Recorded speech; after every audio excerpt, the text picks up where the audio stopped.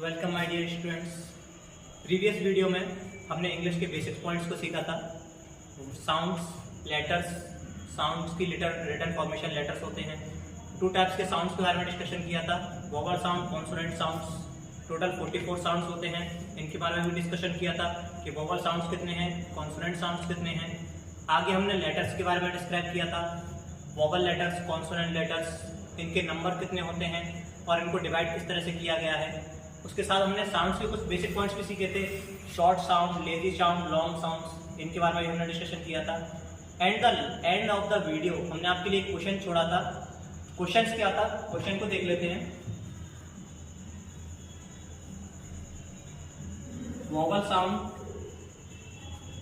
Consonant sound,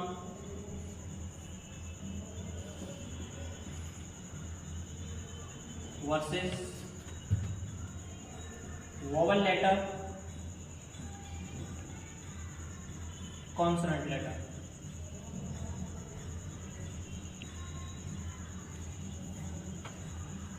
हमने ये question आपके लिए छोड़ा हुआ था कि इन दोनों में बेसिक पॉइंट्स क्या हैं, डिफरेंस क्या है, यही क्वेश्चन था। चलिए सबसे पहले इस क्वेश्चन के बारे में डिस्क्राइब कर देते हैं आपको। तो बेटा जब इन साउंड्स की बात की जाए तो वोवल एंड कॉन्सोनेंट साउंड्स ये दोनों मिलकर 44 होते हैं। Is that clear? ये प्रीवियस वीडियो में हमने देखा हुआ था। Vowel letter and consonant letters, इनका कॉम्बिनेशन 26 लेटर्स का होता है। ये भी हमने प्रीवियस वीडियो में देखा हुआ था। आगे आप एक बेसिक पॉइंट और है, साउंड्स का जो नंबर है ना वो 44 है, लेटर्स का जो नंबर है वो 26 है। दैट मीन्स पॉइंट क्या है? पॉइंट ये है कि हर साउंड को रिटन फॉर्मेशन नहीं दी गई, हर साउंड को लेटर नहीं बनाया गया। हाँ, ये 44, ये 26 है। हर एक साउंड को रिटन फॉर्मेशन नहीं दी गई। रिटन फॉर्मेशन दैट मीन्स हर साउंड को हमने लेटर नहीं बनाया। कुछ साउंड्स ऐसे भी थे जिनको हमने लेटर बनाया ही नहीं। ये इन दोनों के बीच में कुछ बेसिक डिफरेंसेस हैं। और एक डिफरेंस और हमें पता है कि बेटा साउंड को ना केवल बोला जा सकता है, साउंड को केवल बोला जा सकता है, बट साउंड की रिटन फॉर्मेशन ही लेटर है। तो ये इन दोनों के बीच में बेसिक डिफरेंसेस हो गए। ओके, अच्छा एक बात और देखिए, वो क्या थी? प्रीवियस वीडियो में हमने काफी चीजें देखी थी। उन चीजों में हमारे पास क्या थे? 26 लेटर्स थे। और ये लेटर्स दिए किसने थे? IPA, international phonetic alphabet. इन्होंने ये लेटर्स लिखे थे। साउंड्स की रिटन फॉर्मेशन इन्होंने ही दी है हमें, दैट मीन्स लेटर इन्होंने दिए हैं। अब बेटा साउंड को आप ऐसे समझ सकते हैं कि हिंदी में हम देखें तो क, ख, ग, घ, ये भी तो साउंड है हमारे, ये भी तो साउंड की रिटन फॉर्मेशन ही है। बट प्रॉब्लम कहाँ है कि इनको क, ख, ग, घ ये जब हम लर्न करते हैं ना, जब हम इनको स्टडी करते हैं ना बेटा, ये थोड़ा लेंथी हो जाता है। आप खुद देखिए, जब हम काफी सारे स्टूडेंट्स हैं, अगर उनसे क, ख, ग, घ पूछने बैठेंगे तो उनको आते ही नहीं है। काफी सारे स्टूडेंट्स हैं जो बीच में स्टॉप हो जाते हैं, नहीं बोल पाते। लेकिन on the other hand alphabets की बात की जाए, ABCD डॉट डॉट डॉट, ये सभी को आते हैं। ये बेसिकली नंबर में भी कम है। इनकी डिजिट हम काउंट करें तो 26 है, हमें पता है। इनकी डिजिट कम है, 26 नंबर में है। तो हुआ क्या, इंग्लिश को इन्हीं की वजह से इंटरनेशनल लैंग्वेज भी माना जाता है, कंसाइडर किया है। एक्चुअल में इंग्लिश इंटरनेशनल लैंग्वेज नहीं थी। जब लैंग्वेज को इंटरनेशनल लैंग्वेज कब बनती है? जब मोस्ट ऑफ वर्ल्ड की कंट्रीज उस लैंग्वेज को एडप्ट कर लेती हैं। तो पहला रीजन क्या था कि इनको लर्न करना, इनको सीखना आसान था। दूसरी बात, ये नंबर में भी कम थे, 26 लेटर्स ही थे, तो इनको रीड करना, इनसे कोई भी नया वर्ड बनाना बहुत इजी था। दैट वाई इंग्लिश जो है हमारी वो इंटरनेशनल लैंग्वेज है।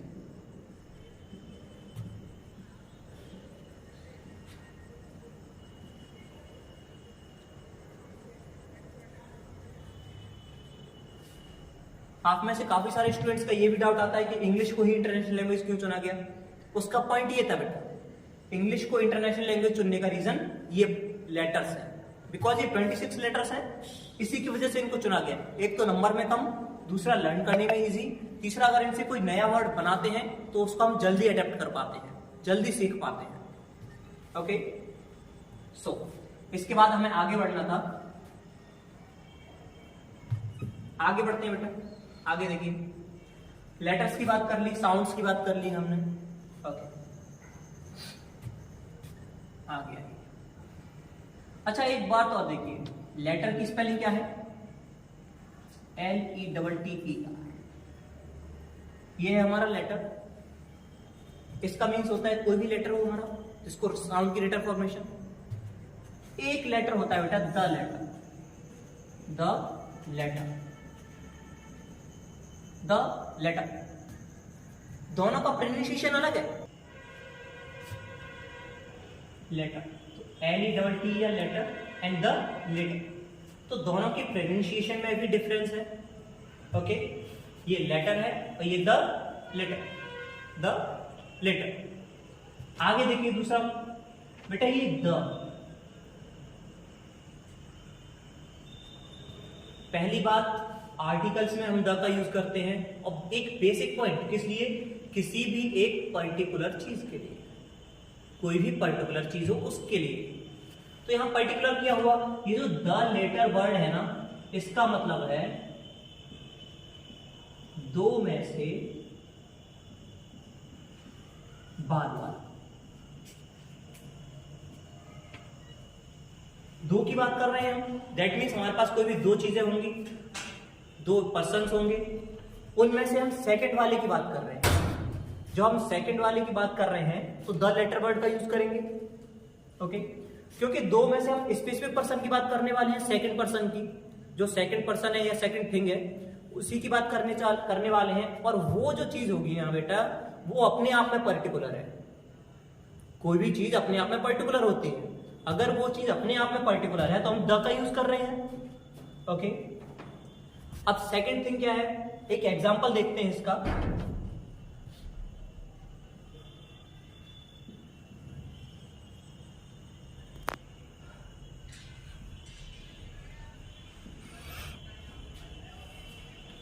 Out of Rohit and Mohan.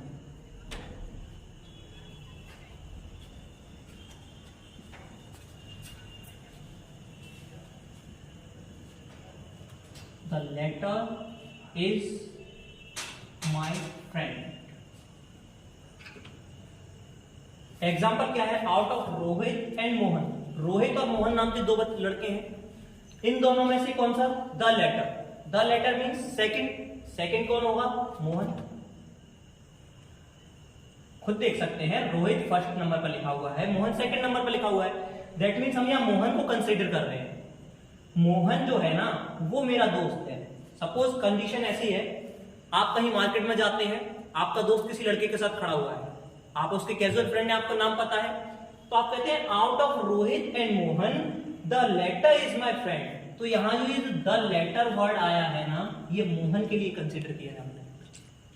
हम यह मोहन की बात करने वाले हैं। ऑन द अदर हैंड, अगर हमारा द लेटर है तो इसका अपोजिट वर्ड भी है हमारे पास।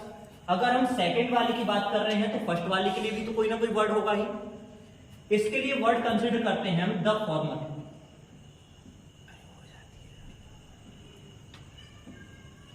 द फॉर्मर को हम किस तरह कंसीडर करते हैं? दो में से बाद वाला था लेटर, तो ये दो में से पहला वाला होगा। एग्जाम्पल क्या बनेगा हमारा? सेम एग्जाम्पल देखते हैं।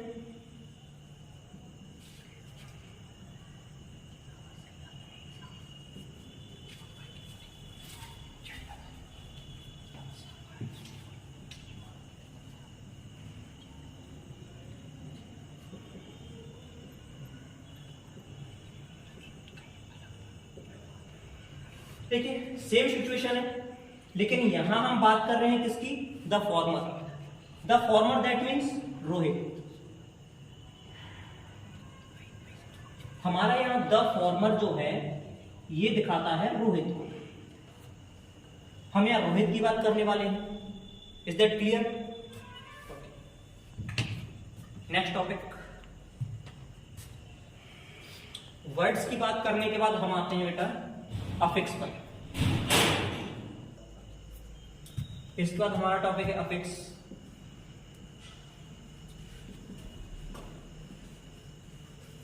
What is affix? First question हमारा ये बनता है अफिक्स क्या है। तो अफिक्स बेटा, अफिक्स में हमारे टू टाइप्स आते हैं, इनसे हम डिफाइन करते हैं अफिक्स को। द फर्स्ट टाइप इज, आप लोगों ने पढ़े होंगे, फर्स्ट होता है हमारा prefix and second is suffix. Affix होते हैं वो वर्ड्स जिनसे हम किसी अगर दूसरे वर्ड में उनको काउंट मिला दें, ऐड कर दें, तो उनका या तो मीनिंग चेंज होगा या फिर वो हमें कोई नया मीनिंग देंगे। अब इनको दो पार्ट्स में डिवाइड करने का रीजन, पहला प्रीफिक्स, दूसरा सफिक्स। ये जो प्री वर्ड है ना, इसी को लेकर चलते हैं, पहले इसी में बात कर लें। प्री, ये प्री वर्ड का मतलब होता है पहले, किसी भी चीज से पहले। लाइक हम पार्ट्स ऑफ स्पीच में बात करें तो प्रीपोजिशन नाम का एक वर्ड होता है, प्रीपोजिशन को हम पढ़ते हैं। तो प्री प्लस पोजिशन, इन दो वर्ड से मिलकर बनता है वो pre plus position. That means किसी भी पोजीशन से पहले, किसी भी पोजीशन से पहले लगने वाले जो वर्ड्स हैं उनको प्रीपोजिशन कंसीडर किया गया है। तो जो प्री वर्ड है ना, वो हमारे किसी भी सिचुएशन से पहले वर्ड, किसी भी सेंटेंस या किसी भी वर्ड से पहले लगने वाले वर्ड्स हैं। तो इनको हम हिंदी में क्या कहते हैं? उपसर्ग। हिंदी में हमने उपसर्ग प्रत्यय पढ़े हुए हैं, तो प्रीफिक्स को ही हिंदी में उपसर्ग कहा जाता है।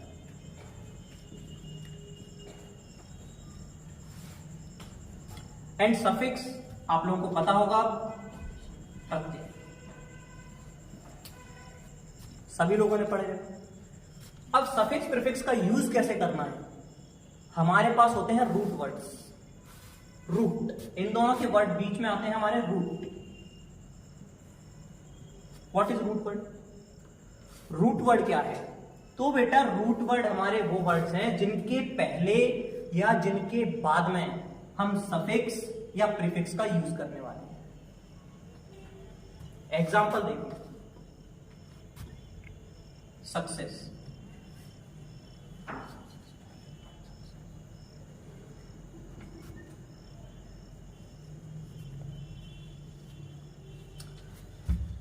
तो यहां जो अन वर्ड है ना, ये हमारा प्रीफिक्स हुआ।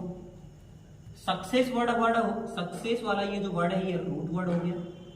एंड फुल, ये हो गया हमारा सफिक्स।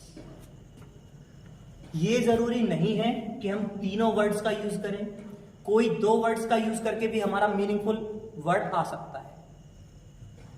यहां देखिए, अनसक्सेसफुल, आप सभी को पता है अनसक्सेसफुल दैट मीन्स क्या होता है? वो इंसान जो लाइफ में सक्सेस ही नहीं हुआ, जिसको सफलता नहीं मिली।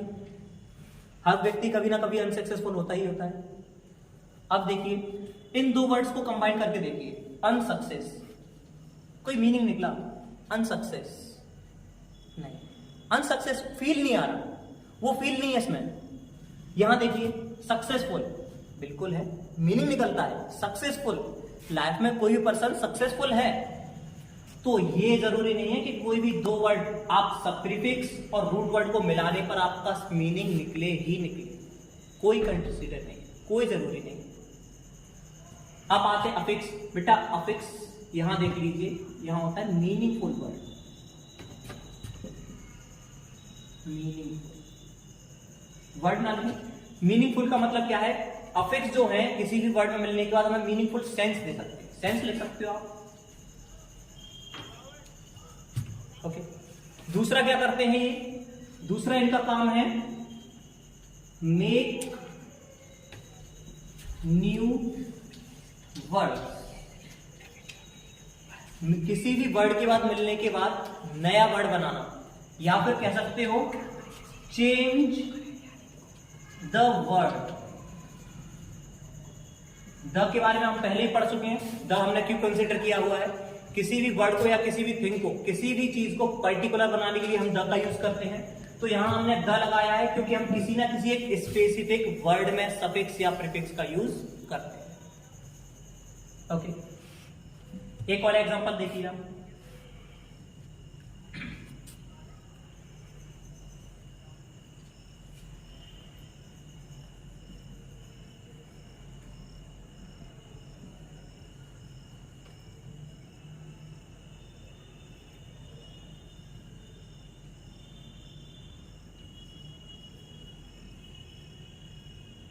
ये आर है, यहां आपको देखने से पता है क्या मिलने वाला है, एक नई चीज, एक नया टॉपिक, अन प्लस रीच प्लस एवन। यहां पर एक कॉन्सेप्ट और निकल कर आता है आपका कि आपको रूट वर्ड की जरूरत कभी नहीं पड़ सकती, किसी किसी केस में आपको नहीं पड़ेगी। आप देख सकते हो अन प्लस एवन, ये हमारा कंप्लीट सेंस देता है। आप सबने पढ़ रखा होगा अनेबल। एक और बात, इन तीनों में से हमारे दो वर्ड भी अपना अलग अलग मीनिंग दे सकते हैं, लाइक एज एबल। आपको अच्छे से पता है इस वर्ड का अपना स्पेसिफिक मीनिंग होता है। रीच, इसका भी अपना स्पेसिफिक वर्ड होता है, मीनिंग होता है। रीच को हम वर्ब की तरह भी यूज करते हैं। कंप्लीट मिलाने के बाद बनता है आपका अनरीचेबल।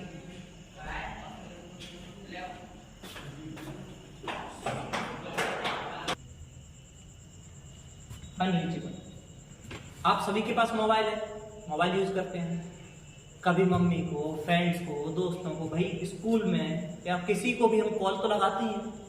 तो जब हमारे फ्रेंड के मोबाइल में नेटवर्क नहीं आ रहा तो क्या बताता है, the number you are trying is unreachable.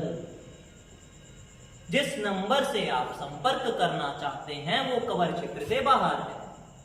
कई बार तो जाता ही होगा, तो वो यही है अनरीचेबल।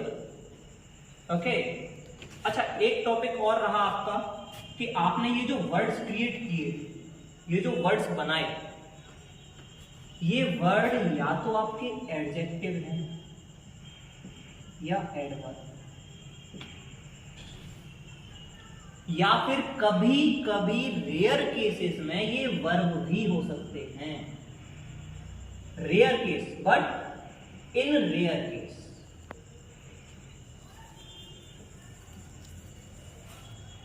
दैट मीन्स ये किस चीज का हिस्सा है, पार्ट्स ऑफ स्पीच। तो हमारे अफिक्स जो है ना वो पार्ट्स ऑफ स्पीच हैं। अफिक्स मतलब मिलकर बनने के बाद जो हमारा वर्ड बनेगा वो पार्ट्स ऑफ स्पीच है। अब क्वेश्चन आपका ये है बेटा कि ये जो वर्ड आने वाले हैं ना, ये आपके एडवर्ब हैं, एडजेक्टिव हैं, कैसे पहचाने? How can we identify, how can we identify adverb और एडजेक्टिव, सॉरी एडजेक्टिव और एडवर्ब। किस तरह इनको आइडेंटिफाई करोगे और किस तरह पहचानोगे, इस क्वेश्चन का हम आंसर जानेंगे अगले वीडियो में। आंसर जानने के लिए चैनल को सब्सक्राइब करो, लाइक करो और शेयर करो। Thank you.